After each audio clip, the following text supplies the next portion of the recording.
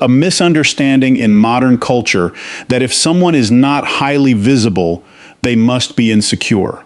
If they're not posting their face, their lifestyle, their victories, their appearance, then something must be missing. That assumption reveals more about the culture than it does about the person being judged.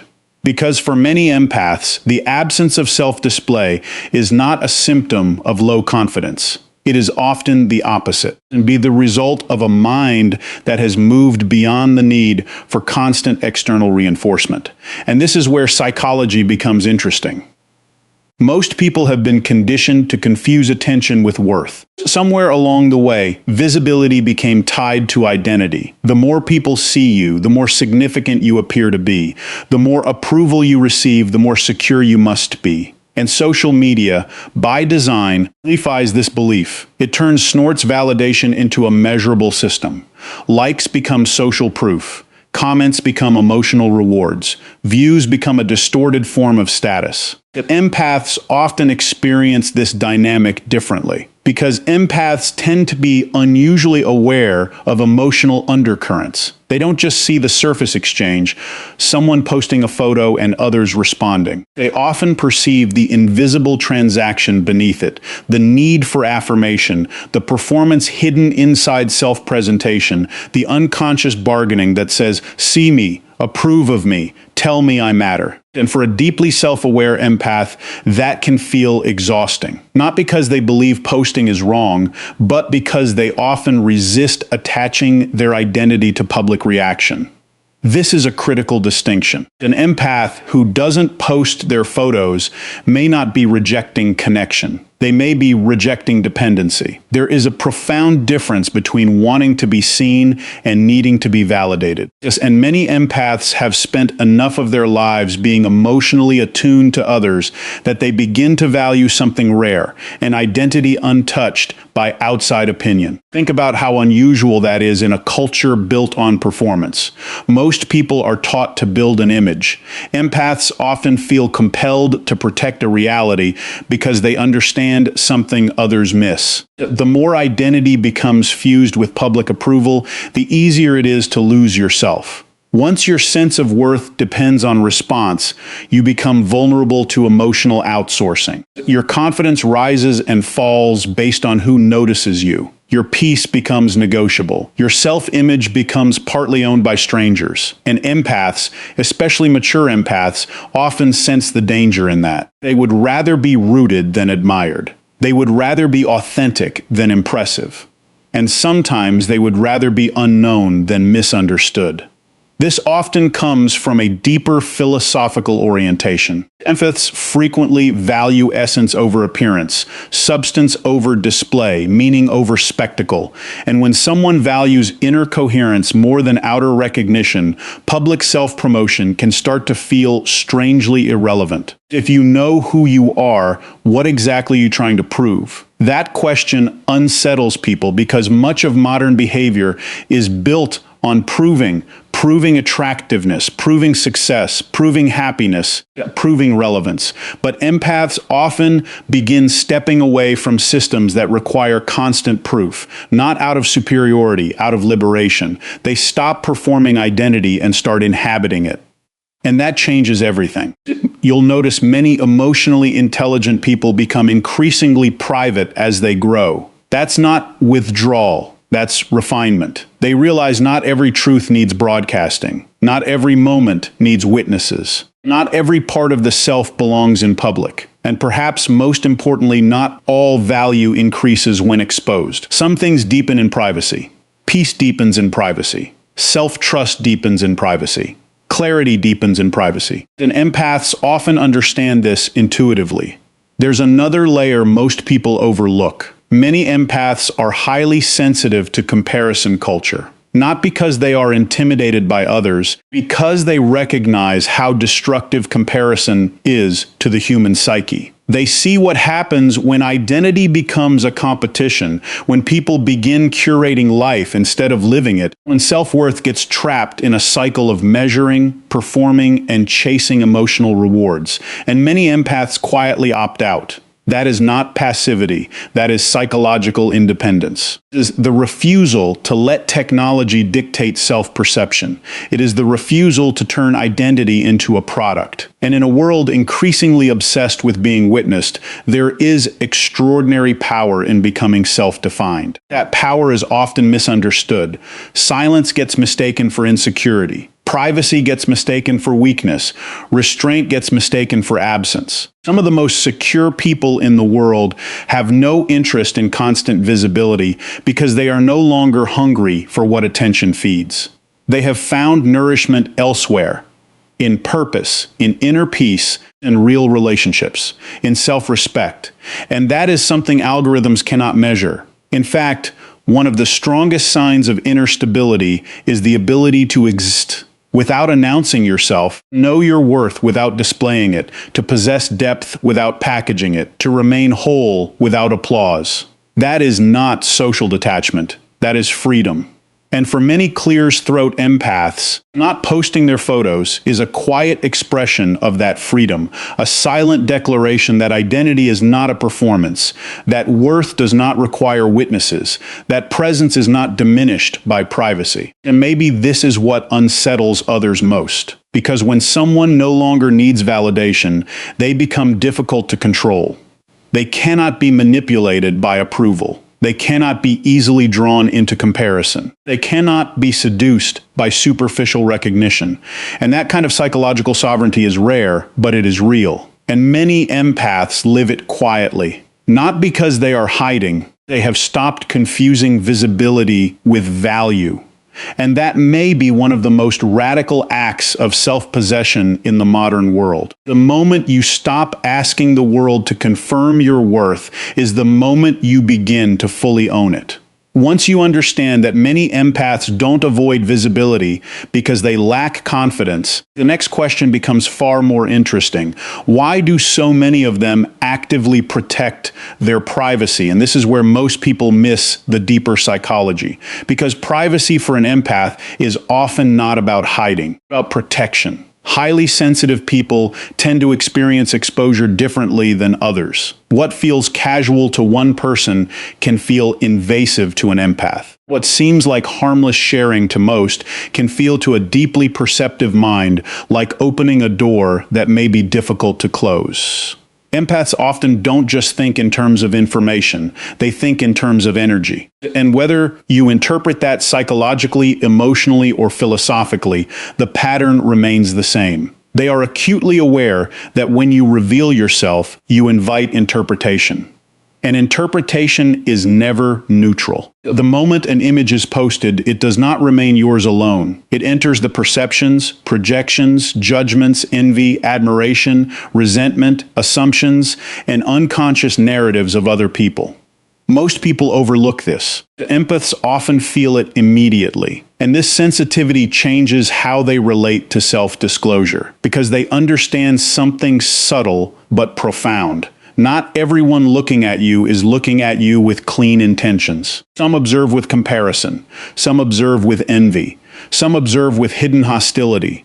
Some observe searching for weakness. And some, perhaps most dangerously, observe looking for access. Empaths, particularly those who have been manipulated, betrayed, or emotionally exploited in the past, often become highly aware of this, and awareness changes behavior. A person who has learned that visibility can attract intrusion does not treat privacy casually. They treat it as a boundary. And boundaries, psychologically speaking, are one of the clearest signs of emotional health. It is important because people often misread guardedness. They call it withdrawal, they call it fear, they call it avoidance.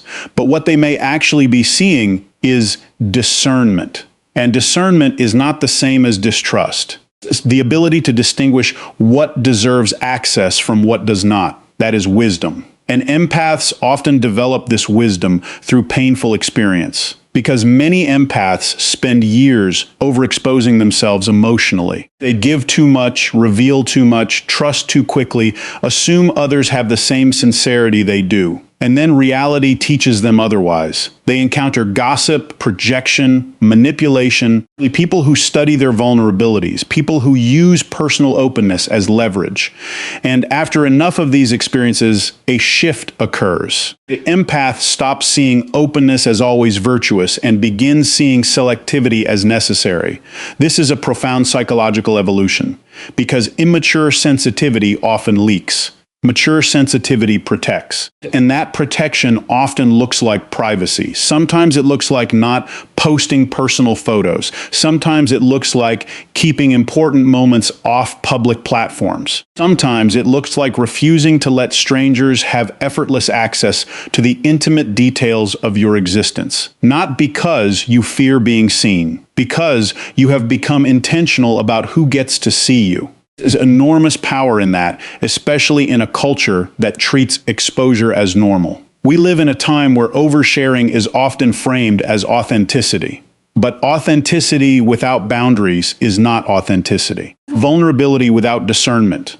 And empaths, when they mature, begin understanding the difference. They recognize that not every observer deserves entry into their inner or outer world. That realization changes everything, because once privacy becomes a form of self-respect, silence stops feeling empty. It starts feeling sovereign.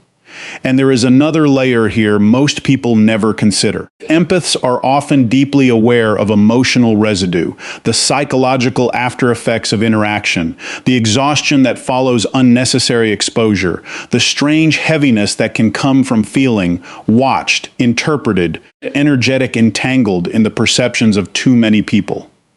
Others may dismiss this.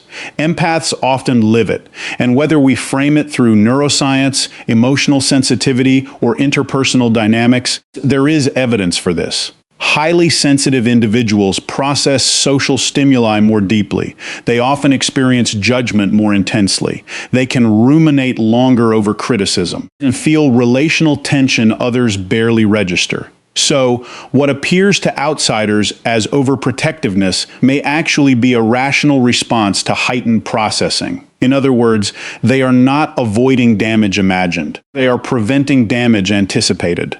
That is not weakness. That is psychological intelligence. And the strongest people often understand prevention better than reaction. They don't wait to repair repeated harm. They structure life to reduce unnecessary harm in the first place. That is what boundaries do. That is what privacy does. And this is why many empaths do not confuse accessibility with kindness. They do not believe being open to everyone is a virtue. They understand that unrestricted access invites chaos. And chaos has a way of draining the sensitive. So they become selective, deliberately, quietly, sometimes invisibly. And others misread that as distance. But often it is discipline, because privacy is not always about keeping others out. Sometimes it is about keeping yourself intact. That may be the deeper truth. Protect your peace is not selfish. To limit unnecessary exposure is not paranoia. To decide that some parts of your life remain sacred is not antisocial. It is self-governance. And psychologically, self-governance is one of the highest forms of maturity. The person who can decide what to reveal, what to withhold, who receives access, and where their emotional boundaries begin, that person is not hiding. That person is conscious. And consciousness always looks strange to people operating unconsciously. That is why empaths are often misunderstood. Their restraint is mistaken for insecurity. Their privacy is mistaken for secrecy. Their boundaries are mistaken for walls. But walls isolate, boundaries preserve, and knowing the difference can transform a life. Because the truth is, every empath eventually faces this decision. Will I keep making myself endlessly accessible to prove I am open, or will I protect what is valuable because I know it matters? If that is not, they don't a small choice. The difference between emotional depletion and emotional sovereignty.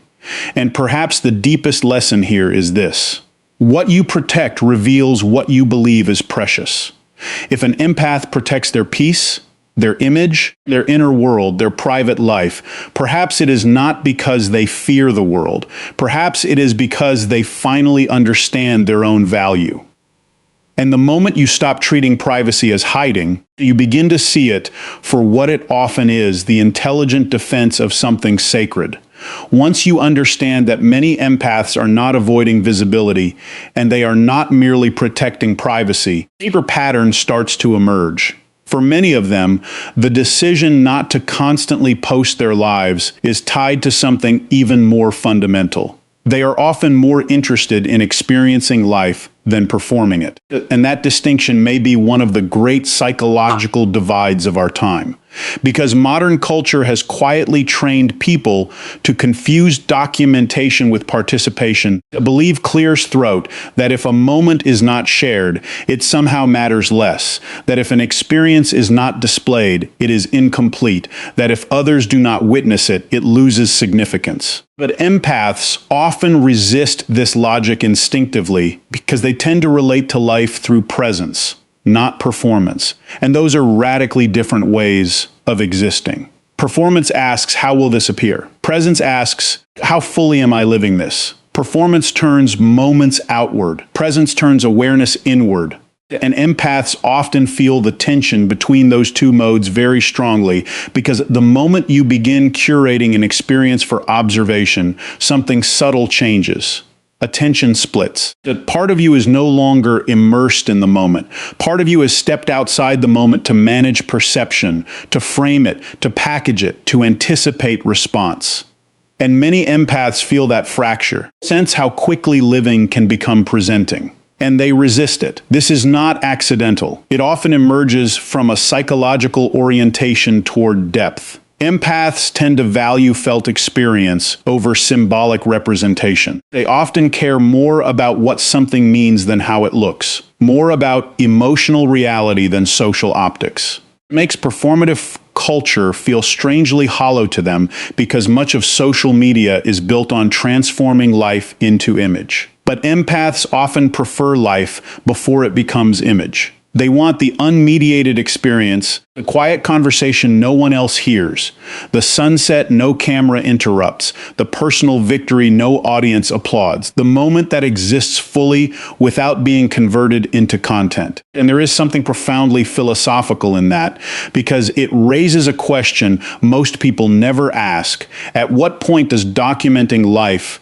begin interfering with living it? That question matters because once identity becomes tied to display, experience can become instrumental. Moments stop being lived for their own sake. They start being collected for presentation. And when that happens, something essential can be lost: the sacredness of immediacy, the intimacy of presence, the fullness of undivided attention. Empaths often guard those things fiercely because they understand, consciously or intuitively, that attention is life. Where attention goes, existence is shaped. And if attention is constantly redirected towards self-presentation, something deeper can erode: inner stillness, authenticity, contact with reality as it is rather than as it appears. This is why many empaths reject the pressure to turn personal existence into ongoing public performance. Not because they are detached from the world, they are trying to stay connected to what is real. And in many ways, that is increasingly rare. There is another psychological dimension here that deserves attention. Empaths are often deeply uncomfortable with self-objectification, with reducing the self into something to be consumed, something to be evaluated, something arranged for approval. This discomfort can be difficult to articulate because most people have normalized it, but empaths often feel it. They sense when identity begins to become product, when personhood begins becoming brand. Many quietly step away from that because they do not want to become performers in a marketplace of perception. They want to remain human. That may sound simple. It is not. In a culture built on spectacle, remaining unperformed is an act of resistance, and empaths often practice that resistance without ever naming it. By choosing not to post every achievement, by keeping joy private, by letting experiences belong to themselves rather than to an audience. And perhaps most importantly, by refusing to confuse attention with meaning.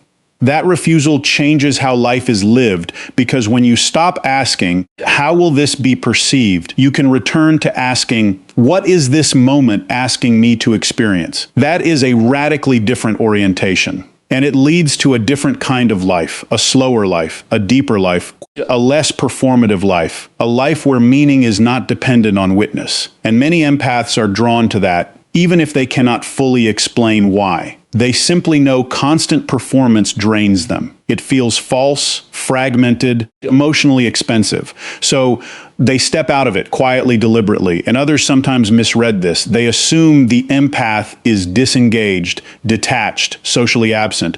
But often the opposite is true. The empath may be more engaged with reality than those documenting it, because they are not dividing themselves between experience and projection. They are simply there, present.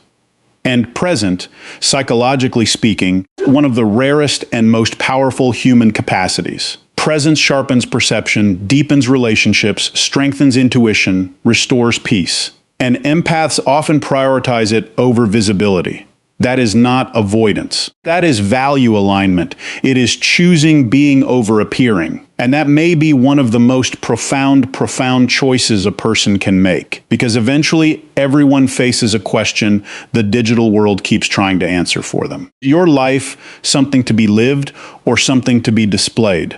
Most never pause long enough to consider the difference. Empaths often do. And that pause changes them. It makes them more selective, more inwardly anchored, less pressed by spectacle, less willing to trade depth for attention. And in many cases, that is exactly why they do not feel compelled to post themselves constantly, because they are busy inhabiting a life, not curating one. And maybe this is what the world needs to remember. Not every meaningful life is highly visible. Not every fulfilled person is highly displayed. Not every powerful presence seeks recognition. Some of the deepest people you will ever meet are not performing themselves at all. They are simply living fully, quietly, real.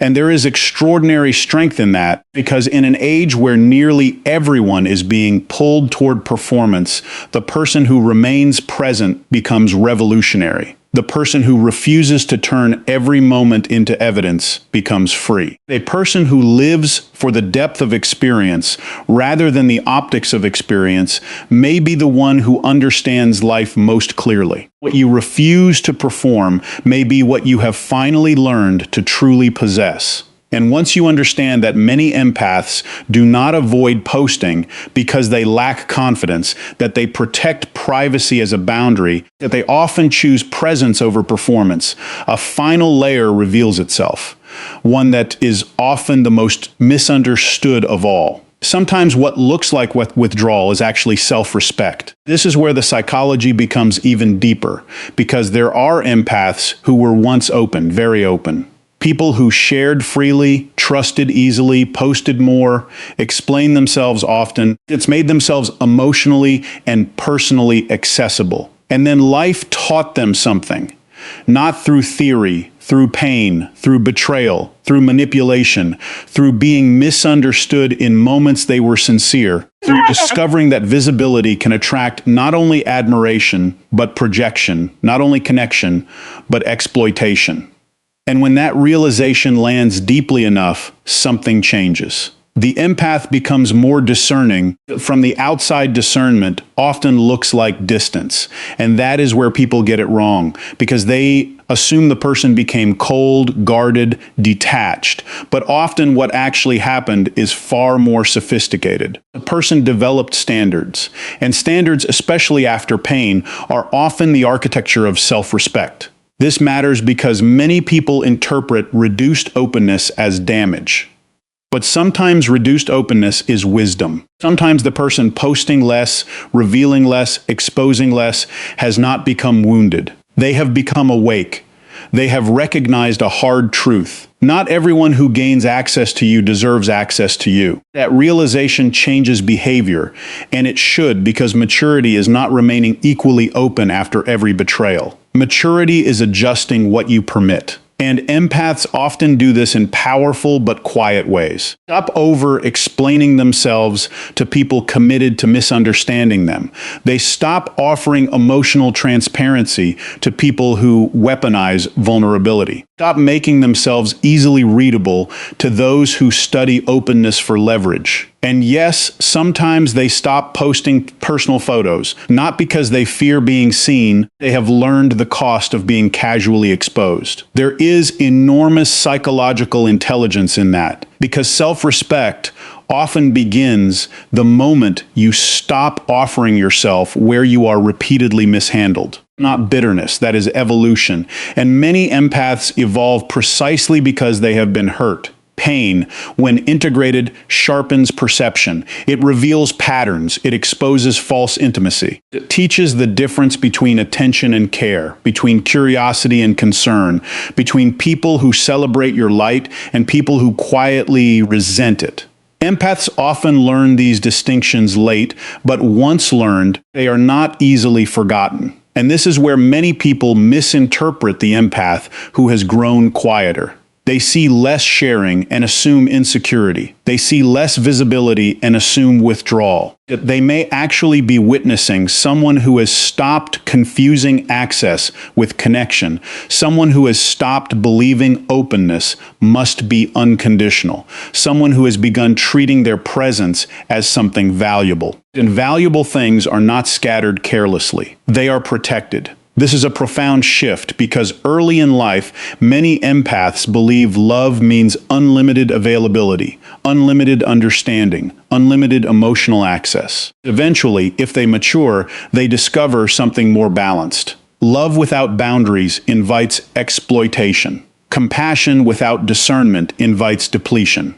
Openness without standards invites misuse. And once this becomes clear, the empath often changes dramatically, not in essence, in structure. Their heart may remain open, but the gates become intelligent. And that intelligence can look like silence, privacy, reduced exposure, even strategic invisibility. But none of that necessarily reflects fear. Sometimes it reflects mastery. Because one of the highest forms of self-respect is no longer making yourself easy to consume, no longer placing your identity in spaces that reduce it, no longer offering intimacy to audiences incapable of honoring it. And in a world addicted to accessibility, that can appear rebellious. But it may actually be healthy. Psychologically, the ability to withdraw from what diminishes you is not weakness.